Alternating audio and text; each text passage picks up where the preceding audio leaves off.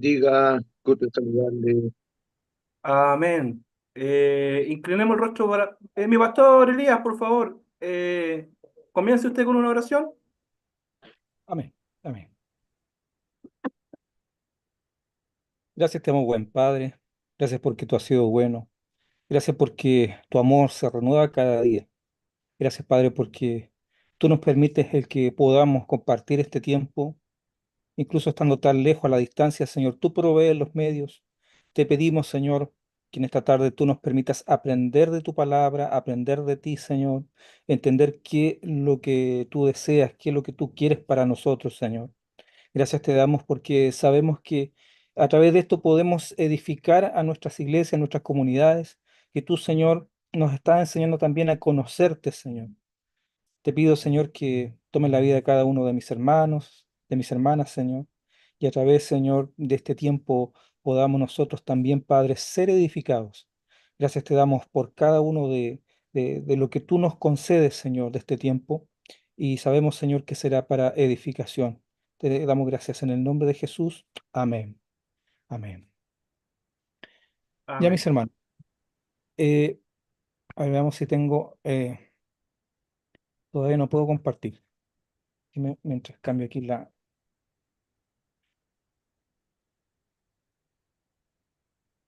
ahí sí.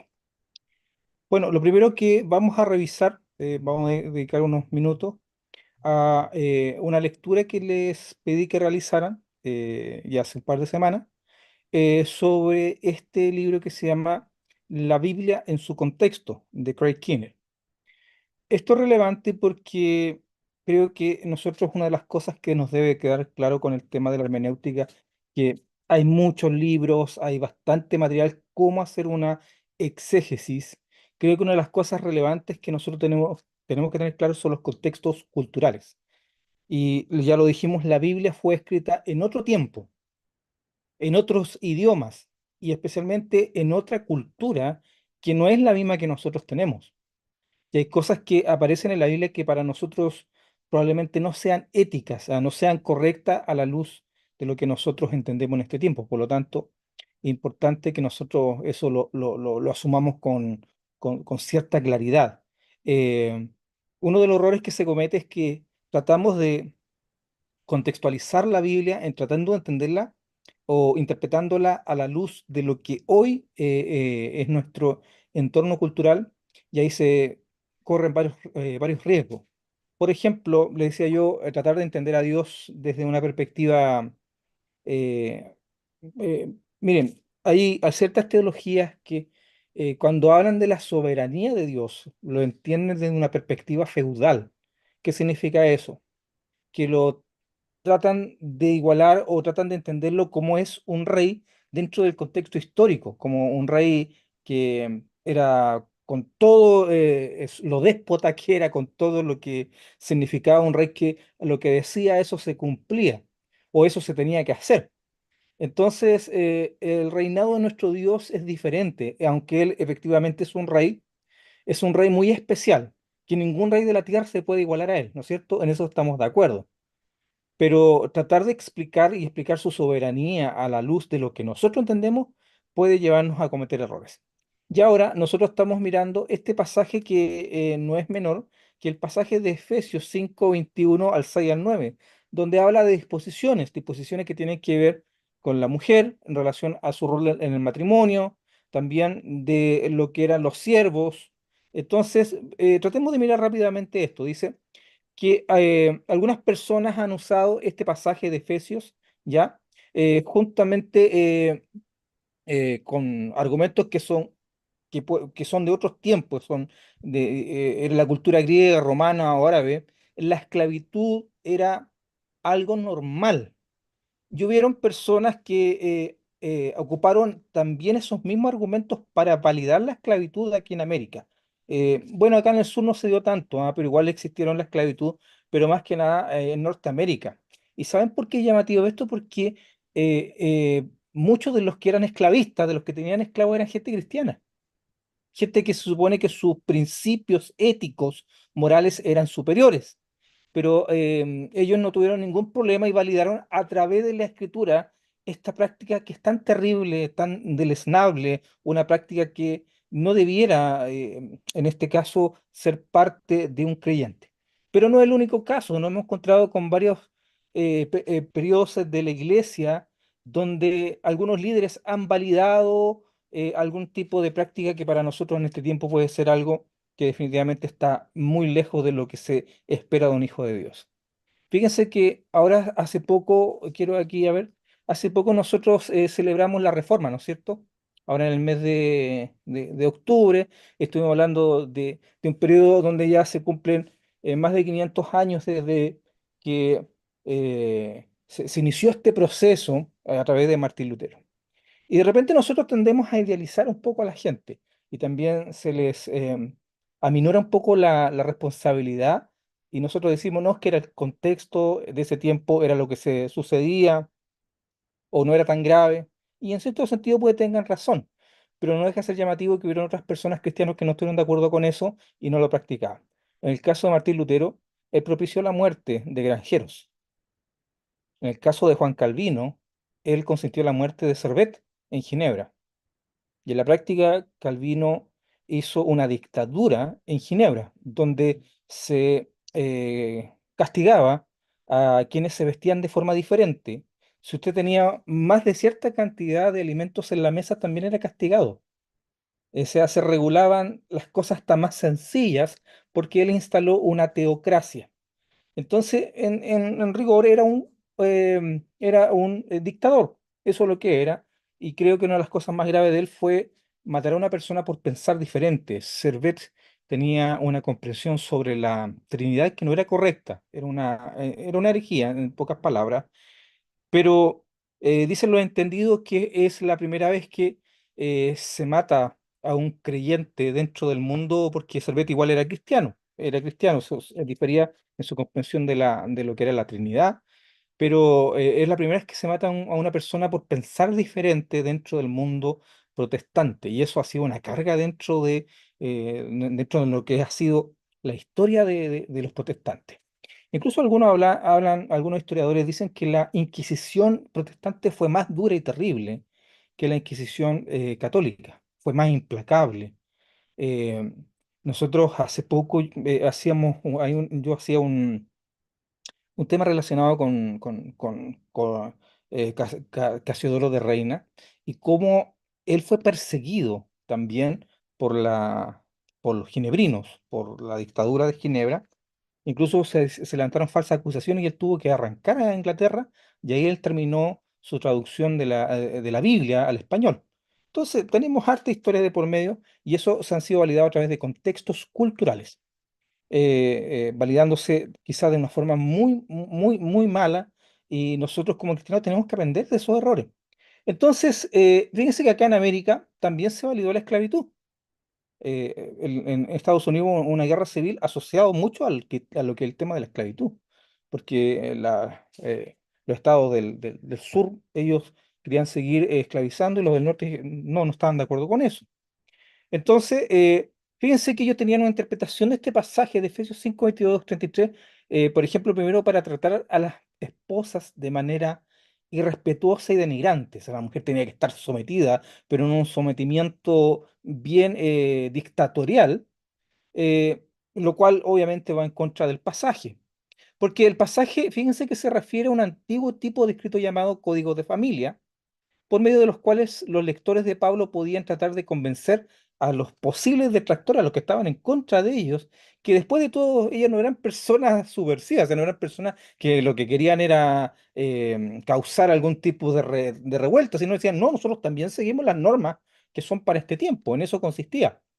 En los días de Pablo, muchos romanos estaban preocupados por la propagación de las religiones de Oriente, por ejemplo, lo que es la adoración de Isis, el judaísmo, el cristianismo, los cuales ellos pensaban que finalmente socavarían los valores tradicionales de la familia romana. Para ellos era muy importante, eran una civilización muy orgullosa. Los miembros de estas religiones opositoras a veces trataban de mostrar apoyo para esos valores usando esquemas de exhortación desarrollados por los filósofos desde Aristóteles hacia adelante. Eh, entonces, mis hermanos, el significado que presenta Pablo referente a los códigos familia es un mandato finalmente de mutua sujeción. O sea, la mujer se sujeta al hombre y el hombre se sujeta a la mujer. ¿Ya? En su tiempo era una costumbre exigirle a las esposas, hijos y esclavos que se sometieran de diferentes maneras, pero exigirle a todos los miembros de un grupo, incluyendo al el pater familias, que era el padre de familia, ya el varón, la cabeza del hogar, a que se sometiera unos a otros era algo inaudito. O sea, decirle, mira, si la mujer se somete, tú también te sometes, eso era algo violento. Pero eso es lo que está haciendo Pablo. Nosotros nos sometemos además a Cristo. O sea, eso es algo que también él recalca. Entonces, más que nada, la lectura de esto tiene que ver con que hay que tener cuidado con la Biblia, que validemos nosotros ciertas costumbres que eran para otro tiempo, pero que no se aplican hoy. Y segundo, que hay ciertas cosas que Pablo resalta y que eran propias de la costumbre de ese tiempo y no necesariamente se tienen que hacer ahora. Por ejemplo, no sé si alguien lo usará, pero es interesante que analice también por qué Pablo también pedía que las mujeres debían usar velo y la mayoría de las iglesias no usan velo. O sea, es una práctica que en este tiempo, pero igual existen ciertas comunidades en que se insiste en eso.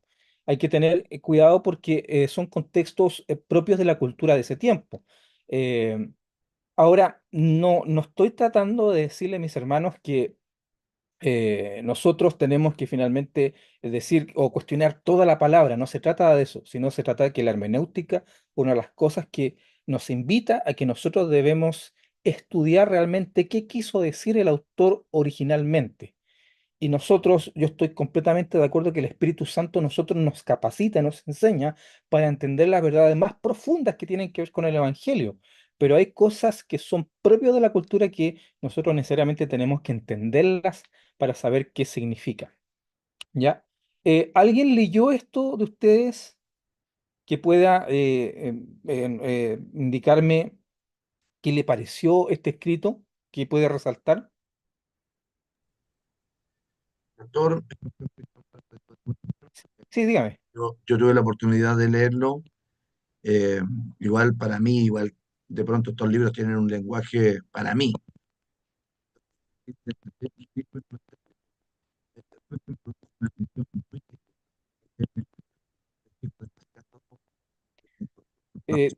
Disculpe, Pastor Cristian, se le escucha entrecortado. Le recomiendo que el video apague un poquitito el video y hable porque iba a fluir mal la internet. Ahora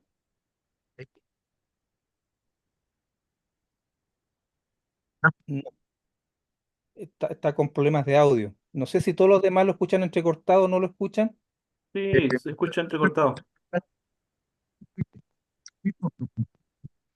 Ya. Sí, sí, sí, mi Pastor Cristian, lamentablemente no se escucha bien, se escucha como entrecortado. Pero no sé si alguien más tiene algo más que estoy de acuerdo con él en el sentido que el lenguaje puede, o sea, el lenguaje un poco más técnico. Hay que entender que Skinner es un especialista. Ya. Ahí se le ve bien fluido, Pastor Cristian. Aquí, aquí estoy nuevamente por el Ya, celular. perfecto, perfecto. Ya no, no solo, sino mi aporte no es tan grande y tremendo. Lo que yo quería decirle es que me bendijo demasiado, me bendijo mucho. Perdone que ahora me ponga la camiseta del ministerio que yo pertenezco, pero ¿por qué me bendijo?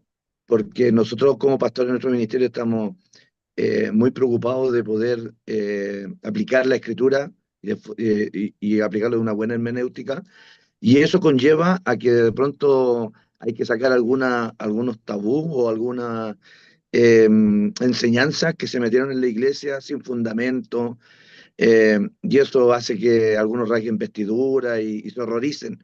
Yo leí esto y sabe que me bendijo enorme, como Pablo, eh, perdone la expresión que usar, echándose encima toda la sociedad romana, griega, con sus dichos, dignifica a la familia, dignifica a los esclavos, dignifica a los hijos, no dejando de que el padre de familia o el hombre que es la cabeza del hogar, no restándole mérito, pero sí enseñando a los demás cómo Dios ve a la familia, cómo ve el trato del jefe con el esclavo, el amo con el esclavo.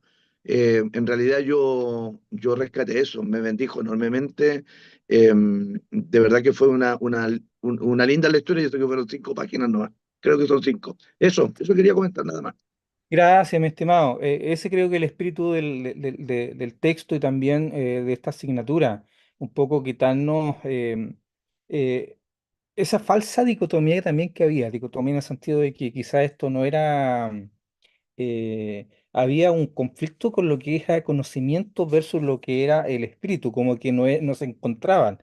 Y lo que yo he aprendido con el tiempo de que nosotros debemos abundar en conocimiento, en buen conocimiento de la palabra, conocimiento teológico y además abundar en el espíritu para que a través de ambos edifiquemos a la iglesia. O sea, creo que aquí donde está el punto. ¿Alguien más quiere opinar y con esto terminamos esta parte del texto?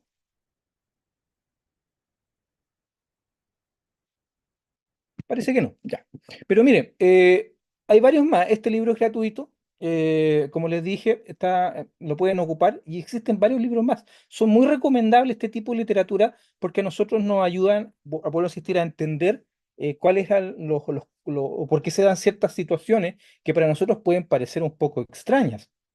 Cuidado con el literalismo bíblico, que yo igual me considero literalista. ¿Qué significa? Que yo leo lo que dice la palabra, lo creo, y creo que es así, pero el literalismo tiene que estar también sujeto a una exégesis, también a una hermenéutica correcta de lo que se sucedía en ese tiempo, porque sucedían ciertas cosas. Ya, si pueden, ojeen el libro, mi hermano, vuelvo a insistir. Ya, voy a ahora a compartirles algo que he estado, que tiene que ver con hermenéutica del espíritu. Dame un segundito mientras coloco esto aquí. Presentar. Ya, este es parte de unos talleres que yo he estado haciendo sobre identidad pentecostal. Ya explicamos qué es lo que es hermenéutica, en la forma como nosotros nos acercamos a la escritura. La leemos, la interpretamos y la hacemos vida. O sea, la hermenéutica no solamente tiene que ver con exégesis, sino que la hermenéutica también tiene que ver con una forma en que nosotros vivimos lo que dice la palabra. Y yo, como les he dicho anteriormente, yo hago una hermenéutica desde mi fe, como pentecostal, que yo creo que lo que dice la Biblia es para este tiempo. Si la Biblia dice que yo voy y voy a orar por los enfermos y Dios va a respaldar a través de sanidades, yo eso lo creo. Y no solamente lo creo, además lo he vivido. Si la palabra dice que Dios sigue hablando en este tiempo a través de profetas, yo creo que la profecía es un don que está vigente para este tiempo. O sea, para mí es importante esto porque es la forma como nosotros nos acercamos. Ahora, no todas las tradiciones cristianas están de acuerdo con esto. No todas las tradiciones cristianas comparten esta forma de entender la fe. Pero para nosotros, me estoy hablando como pentecostal, ha sido la forma en que hemos vivido el evangelio y lo consideramos un evangelio completo. Un evangelio que tiene palabra, que tiene espíritu, y también vamos a hablar ahora un poco por qué es para nosotros importante la experiencia, ¿ya? Aquí probablemente van a salir varias preguntas, así que si tienen alguna duda, ahí me van preguntando, ¿ya? Hermenéutica del espíritu. En un segundito. Teología del movimiento pentecostal. Ahora, existe una teología que podemos nosotros llamar pentecostal porque la hermenéutica está asociada también a una teología. Y se ha cuestionado por bastante tiempo que dentro del mundo pentecostal no hay una teología propia, o sea, una teología, un corpus doctrinal, o sea, un conjunto histórico, sólido, coherente, homogéneo de doctrina. Incluso al inicio del movimiento pentecostal fue acusado, saben ustedes, por herejía por las otras tradiciones cristianas. O sea, los demás dijeron, este grupo de gente que hablan lenguas extrañas, que hay manifestaciones físicas, que como que tiemblan, como que saltan, como que danzan, estas personas son herejes, no son cristianos. Eso lo dijeron otros cristianos al principio del movimiento, ¿ya? Dice, ellos se caracterizaban por un grupo de personas que parecían locos, que tenían reuniones bien extrañas, donde no existía un orden claro, o sea, una liturgia, a eso se refiere la reunión, estructurada como ellos que tenían todo estructurado. Acá no, aquí las cosas sucedían muchas veces espontáneas, porque si el Espíritu decía que para allá había que hacer algo, la gente iba a participar, de repente no eran cuatro o cinco himnos, podían estar cantando mucho rato, la predicación también podía extenderse, dependiendo lo que era el mover que ellos entendían, ¿ya? Tampoco la doctrina era muy alineada a lo que eran los evangélicos de ese tiempo, ¿ya? Y tampoco ellos se sometían a una estructura eclesiástica, o sea, ellos no eran denominacionales. O sea, en ese tiempo estaban los hermanos bautistas, presbiterianos, metodistas, anabaptistas, anglicanos, luteranos, y habían varias denominaciones más. Pero los pentecostales no se sujetaban a ninguna, sino que ellos vivieron una libertad que a estos grupos les incomodó, ¿ya? Aunque esa forma de ver a los pentecostales, quizás tan sectaria, fue casi erradicada, ¿eh? Ya la mayoría de los evangélicos consideran a los pentecostales como un grupo evangélico más. Estos últimos años, intensificados por las redes sociales, han vuelto nuevamente a ver esa crítica hacia el mundo pentecostal, ¿ya? Por un grupo que se llama los cesacionistas. Y en un principio el pentecostalismo fue considerado un movimiento heterodoxo. Lo contrario de heterodoxo es ortodoxo. Ya les expliqué que ortodoxo significa literalmente sana doctrina. O sea, cuando nosotros hablamos de sana doctrina, hablamos de ortodoxia o ortodoxo. En cambio, heterodoxo es algo que está fuera de la doctrina. Incluso heterodoxo se asocia mucho a herejía. En un principio nosotros fuimos considerados como un grupo heterodoxo. ¿Ya? Y aquí voy a hablar de un concepto que he venido trabajando los últimos años, que es lo que yo he llamado el magisterio protestante. Hay otros autores como Vincent, no, como Donald Dayton, que también habla de el protestantismo magisterial, pero tiene que ver finalmente que la teología occidental, o sea, lo que nosotros recibimos mis hermanos, ha estado permeado, o sea, ha estado ahí influenciado completamente por algo que se le ha llamado el magisterio protestante. Y esto es una forma de entender la teología bajo ciertas interpretaciones que provienen y se han construido desde la Reforma. Entendiendo la Reforma como este acontecimiento del siglo XVI, ya que está asociado a Martín Lutero, Calvino, Beza y otro grupo más, Arminio también, ¿ya? Este magisterio se ha caracterizado por puntos que otras tradiciones teológicas no comparten. O sea, ellos tienen una soteriología particular, tienen una neumatología particular, una cristología que es propia de ellos, ¿ya? Pero fíjense que a pesar de esas diferencias, ellos insisten en imponer que esa es la forma correcta como el evangelio tiene que ser entendido, ¿ya? O sea, ellos dicen que si ustedes no creen eso, no estoy hablando de todos, estoy hablando como una que hay como una omnipresencia de parte de este magisterio que constantemente está presionando sobre ciertas doctrinas, ¿ya? Gran parte de la literatura teológica que nosotros encontramos habitualmente está impregnada de estas interpretaciones. Y eso es habitualmente lo que leen los estudiantes que se acercan a la teología formal. Y saben que para mí esto ha sido un desafío. ¿Y por qué un desafío?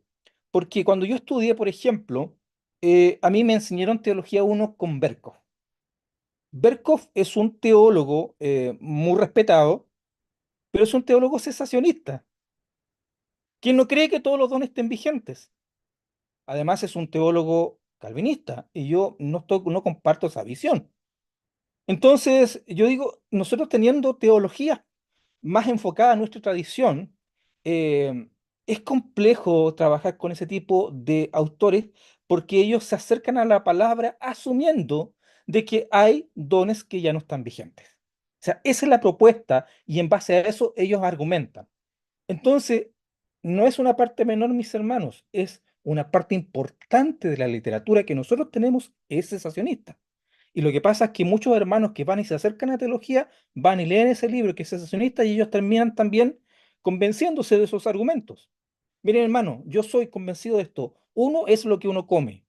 Como cristiano, si usted está siempre leyendo, viendo videos, está escuchando a cierto tipo de predicadores y leyendo cierto tipo de literatura, tarde o temprano esa literatura usted lo va a influenciar. Entonces, creo que hay que tener cuidado. Y por eso yo hablo del magisterio protestante porque en su momento ha sido un aporte, sin duda, nosotros lo valoramos. pero hay que tener cuidado porque este magisterio ha estado influenciando y sigue influenciando. Y nos siguen diciendo, no, es que así se interpreta. No, le digo, tranquilo, porque la teología ha avanzado y nosotros estamos entendiendo no solamente los pentecostales, sino también otras tradiciones como los metodistas, que es una tradición igual que lleva varios siglos, entendemos de esta manera. Sigamos. Dice, en relación al pentecostalismo, nuestra hermenéutica, la forma en que nosotros entendemos la Biblia, se acerca más a la comprensión metodista.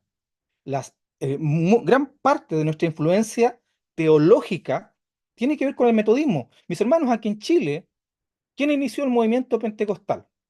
Willis Hoover, ¿no es cierto? Creo que todos conocemos la historia. ¿Y Willis Hoover qué es lo que era? Metodista, metodista episcopal. Y su teología y lo que él heredó a la iglesia metodista pentecostal no solamente fue el nombre, fue una teología. Y gran parte de las denominaciones chilenas vienen tanto de la iglesia metodista pentecostal como de la iglesia evangélica pentecostal, la IEP. Y él, dentro de sus escritos, dejó claro que él seguía siendo metodista. Incluso nosotros reconocemos el paidobautismo como una práctica muy particular del pentecostalismo chileno que en otras partes no se ve. O sea, esto es el bautismo de niños. Eso es algo que en la mayoría del mundo pentecostal en el mundo no se ve. Es algo particular aquí en Chile porque tiene que ver con en la influencia directa. Incluso yo diría que en Chile más que en ningún otro país la influencia metodista fue tan fuerte.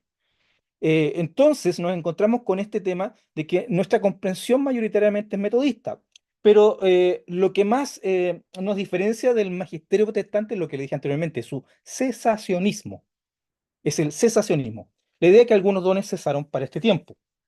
Y la segunda doctrina es la soteriología. ¿Por qué? Porque para los pentecostales la salvación es una invitación. Por eso nosotros valoramos mucho el punto de predicación. Nosotros cantamos con voz benigna te llama Jesús, invitación de puro amor. O cantamos pecador ven al dulce Jesús y feliz para siempre será. Entonces toda esa nuestra teología impregnada en la alabanza como invitación es el entendimiento que nosotros tenemos que la salvación no es una imposición, no es algo que venga predestinado desde antes, sino que es una amorosa invitación del Creador. Y nosotros cuando leemos Juan 3:16 entendemos claramente que cuando Dios dice que ama de tal manera al mundo, literalmente es el mundo. Y el deseo de Dios es que nadie se pierda, sino que todos sean salvos. Ahora, ¿los pentecostales nos consideramos herederos de la reforma? Sí, mis hermanos, pero nosotros no somos reformados, sino que valoramos ciertos aspectos que la reforma también rescató, entre esos el valor de la Biblia como la palabra de Dios. Segundo, la salvación como obra de gracia por fe, no por obras como era en ese tiempo, ¿no es cierto? Son elementos que nosotros reconocemos como importantes. Sigamos. Aquí voy a mostrar un personaje aquí espigado de rasgo aquí, que se llama Juan Calvino, que ustedes creo que lo ubican, ¿no es cierto? Que ha sonado mucho este último tiempo. Y Juan Calvino, dentro de su libro Institución Cristiana, él decía, pero estos milagros de virtudes y manifiestas operaciones que se distribuían por la imposición de las manos han cesado y no duraron sino algún tiempo. Y aquí está la Institución Cristiana, libro cuarto, capítulo 19 punto 6. Mis hermanos, Juan Calvino era un cesacionista y eso es importante entenderlo. ¿Qué significa eso? Que él creía que varios dones no estaban vigentes para este tiempo, pero fíjense que él tenía sí un argumento para eso. Y es que la Iglesia Católica era continuista, pero también dentro del catolicismo se daba de que algunos milagros eran manipulados. Entonces él quiso separarse de todo este tipo de manifestaciones carismáticas y él se volvió totalmente secesionista, lo mismo que Martín Lutero. Entonces, tratando de ser benigno con Juan Calvino, ¿ah? Estoy tratando de ser benigno con él, tratando de dar una interpretación quizás no tan dura, pero obviamente él, a ser secesionista, esa fue la teología que también adoptaron sus seguidores. Y una de las cosas asombrosas que a mí me llama la atención de los pentecostales que están adoptando el calvinismo este tiempo es que se están volviendo cesacionistas. Es un argumento que no es menor. ¿Por qué está sucediendo eso? Porque el calvinismo en esencia es cesacionista. Sigamos. Puede que algunas cosas ustedes no estén de acuerdo conmigo, mis hermanos, y es entendible. No es necesario que estén de acuerdo en todo. En el campo de la teología resulta ahora abundantemente claro que lo que una vez nos pareció ser teología normativa y universal no era sino la teología particular propuesta principalmente por varones blancos de clase media en el Atlántico del Norte, teólogos que precisamente porque participaban del poder se convencían a sí mismos de que sus perspectivas eran verdaderamente universales. Como resultado, las teologías dominantes de Occidente, tanto católicas como protestantes, adolecían de una miopía típicamente moderna. ¿Quién dice esto? El teólogo, uno de los buenos teólogos y también historiador, Justo González, muy conocido. Y quiero detenerme un poco en esto, porque la reflexión que él hace no es una reflexión menor. Es fácil ser cesacionista y no creer en los milagros cuando usted es parte de una sociedad que económicamente está muy bien, que usted tiene buenos seguros de salud, que puede ir al médico cuando usted quiera, que vive una jubilación generosa, que puede visitar a sus nietos. Es fácil ser cesacionista. Pero cuando usted es parte de una sociedad, de una cultura donde hay pobreza, donde hay precariedad, donde ir al doctor no alcanza el dinero, la única solución es Dios. La única solución es Dios. Fíjense que hay un libro muy bueno, si en algún momento tiene la oportunidad de leerlo, léalo, se llama El refugio de las masas, de Crystal Lalí. Y él narra algo tremendo en relación a esto. Puesto que, ¿por qué creció tanto el pentecostalismo aquí en Chile? ¿Y por qué creció tanto entre los pobres, entre los desplazados? Porque mis hermanos, en ese tiempo, llegaba la gente del campo a la ciudad, estamos en plena revolución industrial, fíjense, a fines del siglo XIX, principios del siglo XX. Gente que llegaba, no llegaba a vivir a un hotel, no llegaba a vivir a un lugar cómodo, sino que ellos hacían rucos en la periferia de la ciudad. Gente que venía de muchas precariedades en el campo, que estaban pasando mucha hambre, llegaban a trabajar a las ciudades. Y en esos lugares el pentecostalismo fue donde creció. Ahí, mis hermanos, ¿se acuerdan ustedes que había un término muy feo para alguien que no se conocía a su padre? ¿Cómo se le llamaba? ¿O cómo se le sigue llamando? Guayo. Un término despectivo. Incluso hasta hace poco, mis hermanos, los colegios católicos, si no tenía el hijo un padre que lo hubiera reconocido, no le daban matrícula. Pero dentro de este contexto fue donde el pentecostalismo creció. Y los que eran huérfanos encontraron un padre, que es Dios. Los que no tenían nombre encontraron identidad. Los que no tenían familia encontraron hermanos. Los que estaban desahuciados encontraron sanidad. Y fíjense que cuando alguien era sanado con milagros espectaculares, que hay muchos registrados, anotados, no solo se convertía la persona que era sanada, sino se convertía su familia, sus vecinos, la gente que lo conocía. Decían, si nosotros lo conocimos, nosotros sabíamos que él estaba desahuciado, sabíamos que iba a morir esa persona o que nunca más se iba a poner de pie, pero había milagros y Dios respaldaba su obra. Eso era lo que sucedía, mis hermanos. Fíjense que hasta las personas más humildes, incluso el que no sabía leer, mis hermanos, había algo que se le llama la democratización de los dones, porque el Espíritu Santo capacita a quien quiere, como quiere, cuando quiere, donde quiere, y utilizaba a los simples para avergonzar a los sabios. Gente gente humilde, mis hermanos, que era usado por Dios de forma impresionante, y la persona hasta más sencilla podía ser llamado al pastorado, y así sucedió, y así fue creciendo esto exponencialmente. Era algo que seguía propagando este fuego por todo Chile. Eh, ¿Y por qué menciono lo de Justo González? Porque resulta que muchas veces nos llega a nosotros teología desde el norte y nos parece tan lejana, en el sentido de que las cosas que cuentan son tan diferentes a nuestro contexto. Nosotros estamos en una América que sufre, quizá en Chile no tanto como en otros países, mis hermanos, pero hay injusticia, hay políticos que son muy corruptos y que no tienen castigo. Nos encontramos en sociedades donde todavía cuesta que las personas puedan tener dignidad, que no tienen su casa.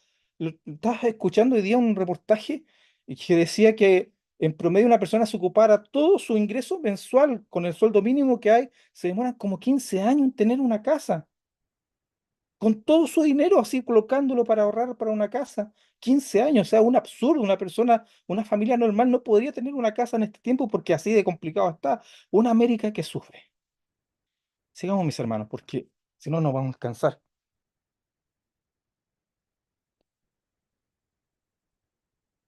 Vamos a ir mencionando algunos textos acá, o sea, algunos historiadores que hablan acerca de esto. En contraste con el protestantismo magisterial, que es lo que hablamos del magisterio protestante, ¿ya? Que tiende a leer el Nuevo Testamento según el apóstol Pablo, el pentecostalismo lee el resto del Nuevo Testamento por medio de la óptica de Lucas, especialmente con la visión del libro de Hechos. Vamos a resaltar esto, porque dentro del contexto pentecostal, nosotros, nuestra hermenéutica está determinada por esta lectura, ¿ya? Vamos a irlo resaltando. Dice Robert Menzi, la hermenéutica del creyente pentecostal típico es directa y sencilla. Las historias en Hechos son mis historias, historias que fueron escritas para servir como modelo para mi vida y experiencia. Si el libro de Hechos dice que el Espíritu Santo nos va a llenar de poder, nosotros lo creemos. Si el libro de los Hechos dice que el Espíritu Santo dice apartadme a Bernabé y a Saulo para el ministerio, nosotros lo creemos. Si el Espíritu Santo que aparece en el libro de Hechos, nosotros vemos que se sigue actuando de esta manera, que sigue capacitando al creyente, enviándolo, que sigue prohibiendo que uno haga ciertas cosas. El Espíritu Santo, tal como aparece ahí, nosotros lo creemos. Un Espíritu Santo que está en la vida en la vida del creyente de forma dinámica. Sigamos viendo. Dice Frank Macha, la doctrina del bautismo en el espíritu de Lucas es carismática. Cuando hablamos de carismático tiene que ver con dones espirituales, a eso se refiere. Carismas es dones, es lo mismo, ¿ya? Y tiene que ver con la investidura divina de la iglesia como testigo vivo. Dice, para ser testigos, dice Hechos 1:8. Mientras que la de Pablo es principalmente soteriológica, y aquí vamos a descansar en esto, y tiene que ver principalmente con estar en Cristo. Y vamos acá. Y quiero que pongan atención porque este es un gráfico que vengo trabajando ya hace algunos años y creo que le va a ser muy útil. Usted se ha fijado que de repente el argumento de muchos hermanos de otras tradiciones, ellos dicen, ¿y de qué sirven los dones? ¿O para qué tanta importancia si lo que más importa es el cambio de vida? Yo digo, amén, el cambio de vida es importante. Pero nosotros no debemos olvidar de que el Espíritu Santo no solamente cambia, también nos empodera, nos llena de poder. ¿Para qué? Dice Hechos 1:8. Y recibiréis poder. ¿Para qué? Para ser testigos, para predicar el Evangelio de Cristo. Entonces, aquí veamos, esto es la neumatología. La neumatología de Pablo tiene un énfasis soteriológico. ¿Qué significa soteriológico? Tiene que ver con cambio de vida, con conversión, con salvación. A eso se refiere soteriológico. En cambio, el énfasis de Lucas es de tipo carismático, tiene que ver con dones espirituales, con poder. Pablo dice en su énfasis soteriológico, cuando nosotros lo leemos, se refiere al Espíritu Santo principalmente trabajando para cambiar a la persona. Por eso Pablo habla de regeneración, justificación, santificación, adopción. Pablo ocupa toda esa terminología que tiene que ver cuando uno llega a Cristo. Se produce un cambio, amén. Hay el metanoia, cambio de mente, amén. Son cosas importantes. Pero cuando nosotros leemos a Lucas, especialmente en el libro de Hechos, cuando él habla del Espíritu Santo, es el Espíritu Santo trabajando en el creyente para empoderarlo. Por eso dice, y recibiréis poder, pero poder ¿para qué? Para ir y predicar las buenas nuevas. Pero no solamente predicarlas, sino predicarlas además con señales y milagros. Ahí es donde está el énfasis. Entonces se forma esta dicotomía. Entonces los hermanos no entienden que Pablo tiene su enfoque, Lucas tiene su enfoque y Juan también tiene su enfoque. El enfoque de Juan tiene que ver con un aspecto pedagógico. El Espíritu Santo capacitando al creyente, enseñándolo y guiándolo a Cristo. O sea, el Espíritu Santo como el Paracletos. Es interesante la neumatología de Juan. Mire, les voy a mostrar aquí un ejercicio. Aquí yo tengo dos lentes, uno que se llama Lucas y otro que se llama eh, Pablo. Entonces, van los hermanos, toman la Biblia, por aquí tengo una, y los hermanos, por ejemplo, reformados, van y se acercan a la Biblia y leen el Nuevo Testamento y dicen, ah, el Espíritu Santo, ya, cambiando la persona. El Espíritu Santo, su énfasis está en que la persona haya santificación, ya está bien eso. Pero cuando vamos los pentecostales, nos colocamos los lentes de Lucas y leemos el Nuevo Testamento, decimos, aquí hay poder. El Espíritu Santo está llenando a las personas con poder para poder cumplir la misión de predicar el Evangelio. O sea, son enfoques. Está mal el enfoque, yo diría que mal está incompleto. Ahora, ¿cuál es muchas veces el problema que sucede con algunos pentecostales que enfatizan demasiado el poder y olvidan que igual tiene que haber un cambio de vida? ¿Y sabes lo que pasa, mis estimados? Que nos encontramos muchas veces con personas que abundan en dones, pero su testimonio no les acompaña, porque les falta esa parte importante, que es el cambio de vida. Y por eso Pablo, si nosotros leemos 1 Corintios 12, 13, 14, que se lee leer como un conjunto, Pablo resalta, dice, ustedes no deben ignorar acerca de los dones. Y termina el 14 diciendo, pero no impidáis hablar en lenguas. O sea, es un énfasis muy marcado lo que es la parte de la neumatología carismática. Pero entre medio, en el versículo, o sea, en el capítulo 13 dice, pero fíjense que yo les muestro un camino más excelente. Y nos habla acerca del fruto del Espíritu a través del amor. O sea, ustedes, mis hermanos, pueden abundar en dones, pero si no hay amor, de esto no sirve de nada. Entonces creo que ahí donde está el enfoque. Nosotros debemos resaltar la obra carismática, capacitándonos con poder, pero también la obra soterológica, que es el cambio de vida, santificación. Entonces, ya revisamos esto, la neumatología lucana, por eso nosotros tendemos a leer desde Lucas. Es una tendencia que es natural, producto que nosotros encontramos ahí en el libro de los Hechos principalmente, nuestro modelo de vida como creyente, nuestro modelo de iglesia, cómo debemos vivirlo, ¿ya? Y ahora quiero, hablemos acerca del entendimiento como cristianos, como pentecostales, cómo actúa la hermenéutica pentecostal. De repente algunos hermanos me han cuestionado esto porque ellos dicen que cómo va a estar la experiencia al principio. La experiencia no es que esté al principio, pero es muy relevante. Y les voy a explicar por qué. Y también, fíjense que los metodistas entendieron esto a través de algo que se llama el cuadrilátero wesleyano, donde ellos valoran la experiencia, la tradición, la Biblia, sin duda, porque la Biblia es lo principal. Eh, vamos revisando acá. Experiencia. Los creyentes, el creyente posee una experiencia potente, ¿ya? Porque dice la palabra, recibiréis poder, que es transformacional, porque provoca un cambio en la persona, que es diferente y además es subsecuente a la regeneración. ¿Qué significa? Que es una experiencia que es diferente a la conversión, que es una experiencia que es buscada por el cristiano intencionalmente. Aquí es donde está la principal diferencia neumatológica con los hermanos reformados y de otras tradiciones. ¿Por qué? Porque los hermanos dicen que el bautismo del Espíritu Santo y la conversión es un mismo acto. El momento en que la persona se produce el cambio de vida es bautizado. Los pentecostales creemos que eso no sucede así, salvo excepciones. Que primero la persona conoce a Cristo o tiene un encuentro con Cristo, Cristo lo llama y esa persona es cambiado, se produce la regeneración, justificación, adopción y una santificación que habitualmente es posicional. Pero el bautismo del Espíritu Santo es posterior. Fíjense el principio sobre el bautismo del Espíritu Santo. El bautismo del Espíritu Santo es una llenura, también, es una llenura, o sea, es un encuentro espiritual en la cual el cristiano disfruta de una espiritualidad muy potente. Pero el bautismo del Espíritu Santo, como llenura, sigue ocurriendo y se busca intencionalmente. Entonces, mis hermanos, en cambio, para los pentecostales, voy a insistir, el bautismo es una experiencia posterior o subsecuente, ¿ya? Nosotros lo buscamos a través de las vigilias, a través de los congresos, encuentros, los pastores muchas veces insisten en eso, implicaciones, y es bueno, es bueno. Y aquí vamos a hablar de algo interesante.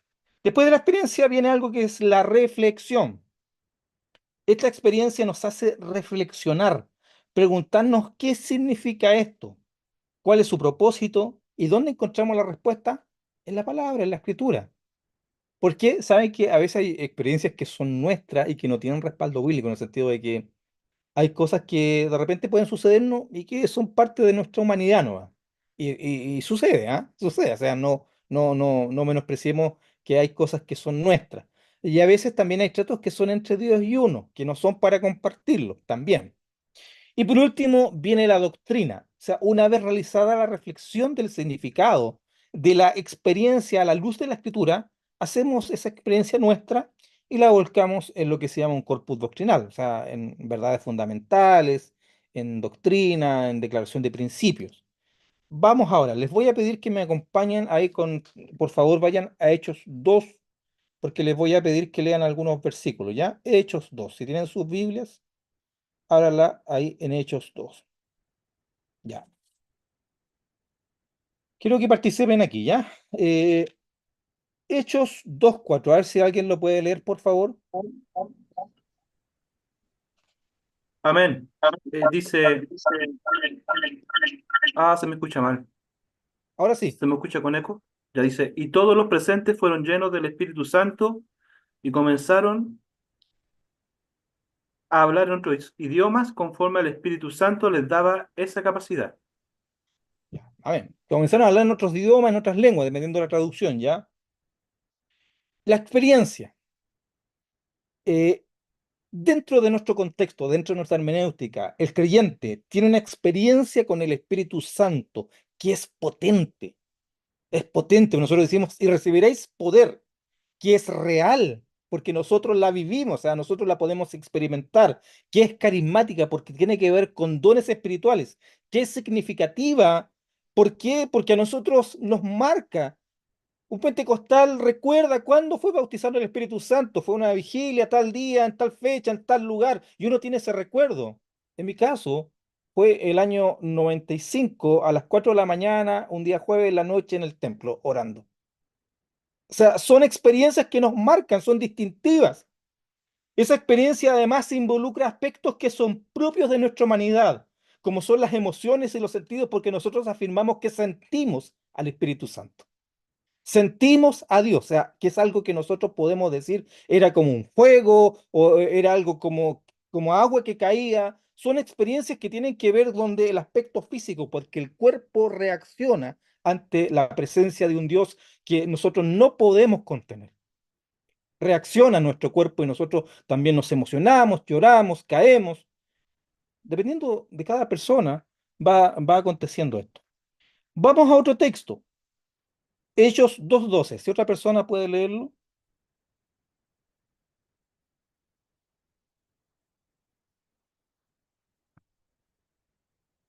Hechos 2:12. Yo, pastor, Sí, y estaban todos atónitos y perplejos, diciéndose uno a otro, ¿qué quiere decir esto? aquí viene una pregunta que es una pregunta normal, ¿no es cierto? ¿Por qué sucede esto? Dice, desde una reflexión nace una pregunta, ¿qué significa y dónde vamos nosotros a responder eso? A la Biblia, a la Biblia. No podemos buscar la respuesta en otro lado, sino que en la palabra de Dios. Y esta era la pregunta que tenía que ver también con un cuestionamiento, porque ¿qué dijeron los que estaban ahí presentes, los judíos? Algunos estaban así como maravillados de que estas personas hablaran en sus lenguas vernáculas, las lenguas naturales de ellos que venían de afuera. En cambio, habían otro grupo de personas que decían que estos están llenos ¿de qué? Están llenos de mosto. Estos están borrachos. Estos están borrachos. ¿Usted ha escuchado eso? De repente dicen, no, estos están borrachos, estos pentecostales. Pero la respuesta está en la Biblia. Entonces, vamos el próximo texto. Si alguien lo puede leer, 2:16-17, por favor.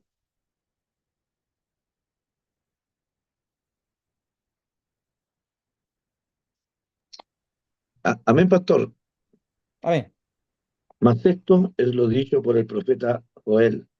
Y en los postreros días, dice Dios, derramaré de mi espíritu sobre toda carne, y vuestros hijos y vuestras hijas profetizarán, vuestros jóvenes verán visiones, y vuestros ancianos soñarán sueños. Mire qué tremendo. Esto no es lo que ustedes piensan, ellos no están borrachos como ustedes creen, sino que esto es lo anunciado por el profeta Joel para los postreros tiempos. ¿Respondió con qué, Pedro? Respondió con la palabra. Citó eh, al profeta Joel. Entonces, una vez que nosotros realizamos la reflexión a través de la escritura, nosotros realizamos doctrina. Esto es lo que creemos. Creemos nosotros que esta investidura de poder anunciada por Joel es para este tiempo, para la iglesia en los postreros tiempos de la cual nosotros somos parte.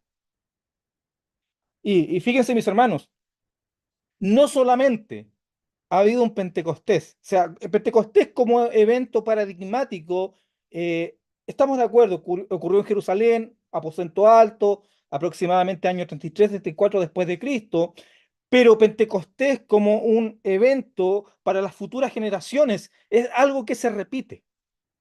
Encontramos el Pentecostés de los samaritanos, ¿no es cierto?, en Hechos 8. Encontramos después el Pentecostés de los gentiles en Hechos 10, con Cornelio, ¿no es cierto? Después encontramos el Pentecostés de los de la diáspora en los hermanos de Éfeso, en Hechos 19. Encontramos el Pentecostés de Chile en el año 1909, con Hoover. Y le pregunto a ustedes, ¿cuándo fue su Pentecostés? Y por eso nosotros cantamos, unánimes junto a la cruz, ¿no es cierto? O manda otro Pentecostés, porque nosotros creemos que es un evento que se debe repetir para todo creyente. Esta experiencia que para nosotros es importante, distintiva, que nos capacita y que además nos hace tener una experiencia real con Dios. Porque nosotros entendemos que Dios no solamente está en un nivel intelectual, en un aspecto cognitivo que tiene que ver con la razón, también Dios se siente en nuestro ser. Y nosotros buscamos esa experiencia y es algo que no debemos avergonzarnos. No debemos tener conflicto con eso. Miren, mis hermanos, ya explicamos cómo se construye la hermenéutica desde la perspectiva pentecostal. Tiene que haber una experiencia, amén, que es la experiencia del bautismo en el Espíritu Santo o la experiencia de la llenura. Después se hace reflexión, en el sentido que nosotros tratamos de explicar qué significa esto, ¿a qué? A la luz de la palabra. Y por último, la doctrina, que la doctrina tiene que ver también con la reafirmación de lo que dice la palabra en relación a lo que sucede en nuestras vidas. Yo creo que la mayoría de sus iglesias tiene doctrina, ¿no es cierto? En el sentido de que tienen una declaración de principios, una declaración de verdades fundamentales. Esto es lo que creemos. Tenemos nosotros la doctrina. Amén. Buscamos hacer reflexión a través de esta doctrina, tratarla de explicar. Pero ¿sabe lo que está sucediendo dentro de nuestro contexto? Que cada vez hay más hermanos en nuestras comunidades que no tienen la experiencia. Y ese es un tremendo problema. Porque ¿cómo alguien puede explicar algo que no ha vivido? Estoy hablando como pentecostal, dentro de nuestras comunidades. ¿Cómo alguien puede dar a entender experiencias que no ha vivido? Y para ellos es un problema hablar de la doctrina, porque no han tenido esta experiencia. Fíjense que hay encuestas que nosotros hemos estado trabajando dentro del estudio de lo que es el pentecostalismo. Se afirma que actualmente solamente 1 de cada 4 pentecostales ha recibido el bautismo del Espíritu Santo. 1 de cada 4. Significa que nos encontramos con hermanos que manejan el lenguaje, que son parte de nuestras comunidades, que disfrutan también el compartir, pero que no tienen esta experiencia. Entonces, ahora viene alguien que es cesacionista y, por ejemplo, les dice, mire, mis hermanos, viene alguien, imagínense que si usted no tiene esta experiencia, no la ha vivido, y viene alguien y le dice, oye, es que las lenguas no están vigentes para este tiempo. Y si alguien no ha hablado en lenguas o no está de acuerdo con esa doctrina, que es muy importante dentro de nuestro contexto pentecostal, va a decir, sí, tiene razón, yo no hablo en lenguas. Y se va a convencer de eso. Viene otro y le dice, es que la profecía ya en este tiempo no es un don para este tiempo. Es que yo creo que no es para este tiempo porque los profetas que he escuchado se han equivocado, han mentido. Y ahí se ocurren 2 aberraciones hermenéuticas. Primero, que uno no debe hacer hermenéutica desde la ausencia de los dones. Si la Biblia dice que están vigentes, están vigentes. Y no porque yo no lo haya experimentado significa que está cancelado o no existe. Y segundo, no se debe hacer hermenéutica de los errores y de los horrores de las personas. Nosotros hacemos hermenéutica de la palabra. Y si la palabra dice que Dios sigue hablando en este tiempo, yo lo creo. El problema es que se hace hermenéutica, se hace reflexión desde errores que han cometido las personas. Y es terrible, yo estoy de acuerdo, yo he visto un montón de cosas de equivocaciones, pero si yo basara mi fe en las equivocaciones, yo ya no sería cristiano, mis hermanos, ya no lo sería. Pero yo sé en quién he creído. Y dice el autor de Hebreos, puesto los ojos en Jesús, el autor y consumador de la fe. Y ahí está puesta mi fe. Entonces nos encontramos con este tremendo problema. No es un problema menor. Porque la hermenéutica dentro del contexto pentecostal está afirmada, está, mis hermanos, sustentada en la experiencia viva, real, con el Espíritu Santo. ¿Cómo logramos dar solución a esto? ¿Cómo sustentamos esto? Es un tremendo problema. Pero saben que nosotros a través de esto también hemos visto una oportunidad, porque creo que como nunca se está dando la posibilidad de que se pueda capacitar un pastor, un hermano dentro de nuestra comunidad y que abundemos tanto en conocimiento como en búsqueda espiritual.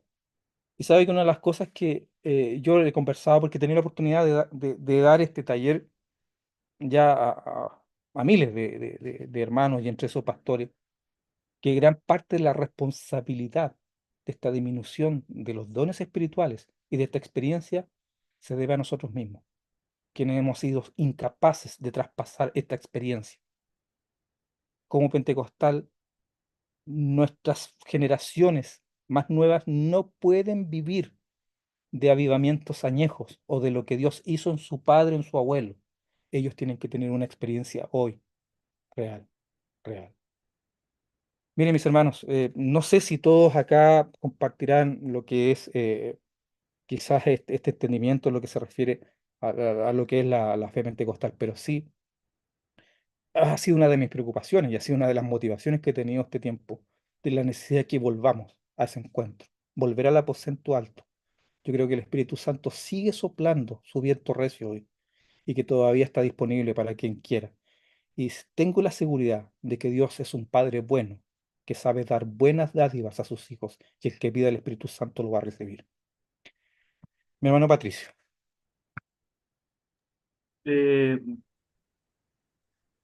es impactante las cifras que usted dio respecto a la cantidad de hermanos pentecostales en relación con los que sí tienen la experiencia, con los que no. Es impactante el número, en realidad no es menor, en realidad. Y llama la atención también lo que usted mencionó respecto, ya que estamos hablando del ámbito pentecostal, de que muchas iglesias evangélicas pentecostales están aceptando la línea de pensamiento reformada o calvinista. También es fuerte, es impactante. Pero sabe que yo escuchándolo a usted respecto en esta reflexión, de alguna manera encuentro la respuesta a lo que está pasando con los hermanos pentecostales. Usted lo dijo. ¿Por qué se están yendo a la iglesia calvinista? Y yo creo que los que se están yendo a la iglesia calvinista son justamente esos cuatro hermanos que no han tenido la experiencia pentecostal. Entonces eso me hace pensar, ¿por qué? ¿Por qué hay algunos que solamente reciben la experiencia? ¿Por qué quizás dentro de estos cuatro o de estos cinco que buscaban la experiencia solamente uno lo recibe y los otros cuatro no? ¿Por qué? Entonces yo creo que ellos mismos se ponen a pensar y de ahí, desde esa plataforma o desde esa base, empiezan a cuestionar. ¿Será tan así de que tenemos que buscar colectivamente la experiencia espiritual? Si Cristo ya nos salvó, ya nos selló, ya nos redimió para salvación. Entonces, quizás puede ser pienso yo, que a lo mejor desde esa perspectiva o punto de vista sería la respuesta, porque hay hermanos que se están yendo al calvinismo o al reformismo y que yo, bueno, personalmente yo lamento que sea así porque yo sin ser pentecostal siento que, y no cesacionista, siempre lo recargo, eh, lamento que eso esté pasando con los hermanos pentecostales, pero a lo mejor viéndolo desde fuera como no pentecostal, mi hermano o mi pastor, quizás esa podría ser a lo mejor una de las respuestas. Eso quería comentar. Bueno, hay varias respuestas. O sea, nosotros hemos estudiado esto, ya viene hace 15 años sucediendo, pero en los últimos, diría 3 años, ha sido muy fuerte porque antes los hermanos se iban, ahora permanecen en nuestras comunidades y una de las cosas que suceden es que ellos proselitan, o sea, ellos evangelizan a otros evangelios a través de su enseñanza. Y ha sido un tema que está afectando a todas las denominaciones. No hay nadie que pueda decir no, nosotros no caemos en esto, sino que porque las redes sociales también provocan eso. Y digo, hermano, mira, hay que fijarse qué es lo que escuchan ellos, porque, bueno, insistir, uno es lo que uno lee, lo que uno ve, pero creo que una responsabilidad importante es de quienes estamos a cargo de comunidades. De repente hemos tenido un poco de temor para transmitir esto a nuestros hermanos. Nosotros debemos ser catalizadores, propiciadores, personas que nos preocupemos que quienes nosotros enseñamos o quienes pastoreamos reciban o tengan esta experiencia. Saben que yo hacía esa reflexión a los pastores en la denominación en la cual estoy y les decía a los pastores ahí, eh, nosotros debemos buscar. Yo recuerdo cuando era niño cómo hacíamos vigilia y cada vez es más raro ver vigilias. Y eso tiene que ver también con una búsqueda que va disminuyendo, generarle los espacios, también instruirlos para que los jóvenes vean que es algo que ellos tengan una expectativa real en relación a esta experiencia. Pero pasan muchas iglesias que ya se ha institucionalizado el Evangelio y ya se ha vuelto como una práctica rutinaria, como un conjunto de ritos, y ya esta búsqueda se ha ido dejando de lado. Y yo conozco pastores, y lo digo así con toda la responsabilidad del mundo, conozco varios pastores pentecostales que no han sido bautizados en el Espíritu Santo. No lo han sido. ¿Y cómo ellos van a transmitir eso a su gente? No lo hacen, no lo hacen. Pastor Eh, Elías, sí, dígame. ¿me, me da dos minutitos? Sí, sí, claro. Mire, muy breve lo mío. Eh, nosotros vamos a hablar del mundo pentecostal. eh, Creemos que el bautismo del Espíritu Santo se busca individualmente, pero también vemos en la Escritura que hay derramamiento del Espíritu Santo de forma grupal, como en el libro de los Hechos. Porque escuchaba al hermano Patricio y decía la estadística, porque 4 de cada 5 estamos hablando que esos 5 están juntos, no están separados, están juntos. ¿Y por qué de esos 5 que están juntos, solamente 1 y 4 no? Y aquí, en lo que es la parte grupal, se da un fenómeno eh, bien extraño, no es extraño para algunos, pero es escritural. Dentro de muchas cosas se tienen que dar varias cosas, entre estos dos importantes para mí, que lo tiene el versículo 1 del capítulo 2. Y yo creo que ese es el problema que tienen la iglesia cuando estamos hablando del derramamiento en cuanto a la iglesia completa, no individual, pasa esto. Dice que cuando llegó el día de Pentecostés, ellos estaban en dos formas. Estaban juntos, pero no estaban unánimes. O sea, hay algunos que no están unánimes. Aquí se dio dos cosas en el grupo entero, que estaban juntos y estaban unánimes.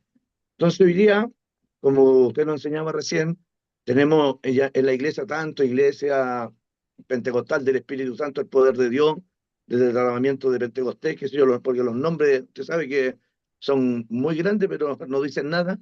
Entonces ahí tenemos 30 miembros en esa iglesia y no se derrama nunca el poder de Dios. Claro, porque hay hermanitos que, por ejemplo, están escuchando predicadores, como usted lo dice, cesacionistas, predicadores calvinistas. Entonces, como no están unánimes, como el pastor no se preocupa de a todos enseñarle la palabra y enseñarle estos temas, no se va a derramar el poder de Dios. No se puede derramar porque se necesitan estas dos cosas y muchas más, pero estar unánime y estar juntos. Eso quería decir. Bueno, el bautismo del Espíritu Santo es una experiencia tanto individual como colectiva y se da de muchas maneras. O sea, yo he escuchado de personas incluso que durmiendo han sido bautizados en el Espíritu Santo, durmiendo. Personas que y tiene sentido también porque dice el salmista que Dios le hable a su conciencia incluso mientras duerme. O sea, Dios nos va instruyendo, capacitando, su Espíritu Santo está trabajando. Hermano Patricio, Sí, eso le quería comentar, sabes que una vez eh, yo tenía que recibir a unos hermanos mormones porque me iban a ofrecer un estudio, entonces me querían ofrecer un estudio, entonces yo era joven, yo tenía como unos 15 años más o menos. Y resulta que yo me acuerdo que yo me preparé mucho les di una semana, dije, vengan en una semana, y me preparé mucho en lo que es en estudio, pero hice mucha oración. Y me recuerdo que la noche antes que, que yo atendiera a estos mormones que fueran a la casa, mi mamá el otro día me dice, oye, Pato, ¿sabéis qué? Qué extraño, me dice que eh, estuviste hablando en lengua anoche. Bueno, mi mamá es adventista, mi mamá no cree en nada de esas cosas, para ella eso no proviene de Dios.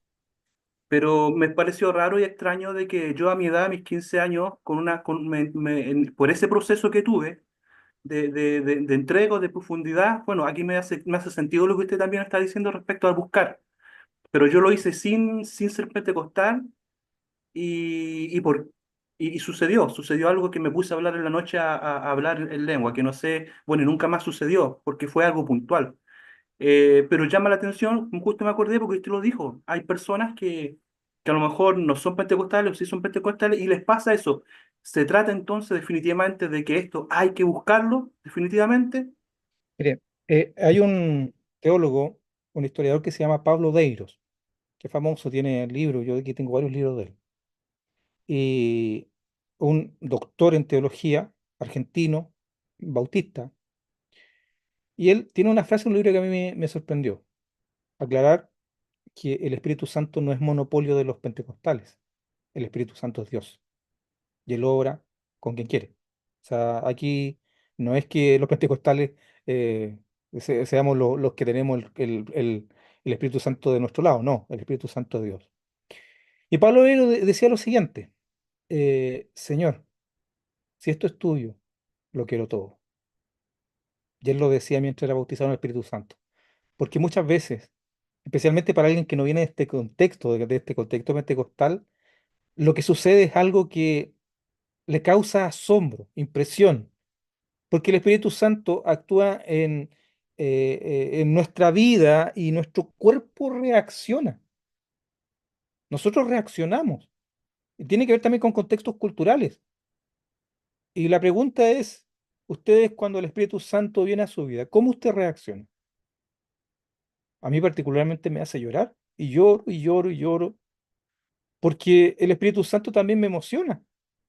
Hay otros que tiemblan, hay otros que caen como muertos, hay otros que saltan como becerro en la manada. El Espíritu Santo es como un fuego para algunos, para otros es como un abrazo. Entonces tiene que ver con esta experiencia que para nosotros es tan potente y distintiva. ¿Saben, mis hermanos? A ver, quiero contar esta pequeña experiencia. ¿Se ha encontrado usted de repente que está tan preocupado del Dios, de la obra de Dios, que se olvida del Dios de la obra? A mí me pasaba que está tan agotado trabajando, porque yo no solamente por alto tiempo trabajé y tengo mi trabajo secular, yo soy profesor universitario. Y me pasa que a veces me encontraba tan agotado viajando fuera, volviendo, que de repente mis oraciones eran como fax, cortitas. Gracias, Señor, por este día. Gracias. Y cansado de dormir. ¿Y qué pasa? Tan preocupado de la obra de Dios que nos empezamos a olvidar de esa relación que tiene que ver con el Dios de la obra. Y me decía mi esposa un día mi esposa me dice, ¿sabes que cuando tú estás en tu oficina o cuando tú estás en el baño, estás hablando en lenguas? Y yo no me había dado cuenta, mis hermanos, que estando solo hablaba en lenguas, porque dice la palabra que el que habla en lenguas, a sí mismo, se edifica. Y entendí que era el Espíritu Santo en mi vida que necesitaba conversar con Dios. Había descuidado yo mi vida espiritual, en el sentido, mi vida de oración. Pues claro, nosotros orábamos, íbamos a la iglesia donde estábamos, oramos por los enfermos, pero estoy hablando de esa oración personal. Y se me hizo vida un texto que históricamente los pentecostales lo hemos entendido como lenguas espirituales. Dice Romanos, a ver si ustedes se acuerdan, Romanos 8:26. Dice, y de igual manera, el Espíritu nos ayuda en nuestra debilidad, pues qué hemos de pedir como conviene, no lo sabemos, pero el Espíritu mismo intercede por nosotros. ¿Con qué?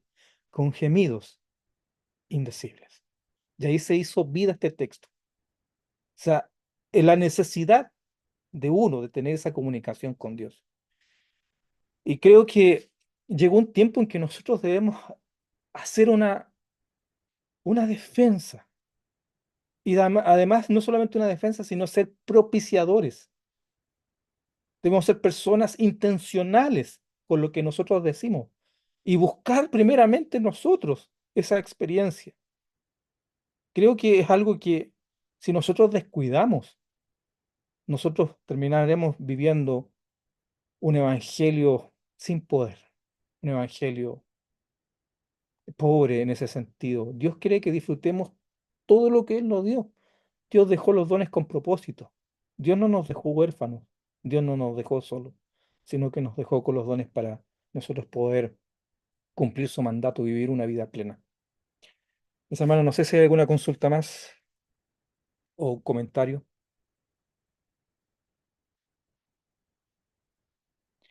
Bueno, parece que estamos. Espero que esta es la última clase. Ha sido un tiempo precioso, mis hermanos. Espero que también ustedes hayan sido edificados a través de estas clases. Traté de no, quizás no profundizar mucho en los talleres. Traté de no, quizás no ser tan técnico en algunas cosas, pero mis hermanos, si, si hay algo que les puedo dejar en todo esto, es que dentro de nuestro contexto, dentro de nuestra hermenéutica, el Espíritu Santo es un factor relevante. Pues nuestras palabras, más que sabiduría, tienen que ser palabras, como decía Pablo, demostraciones de poder, demostraciones de que Dios sigue orando en nuestro tiempo. Dios les bendiga.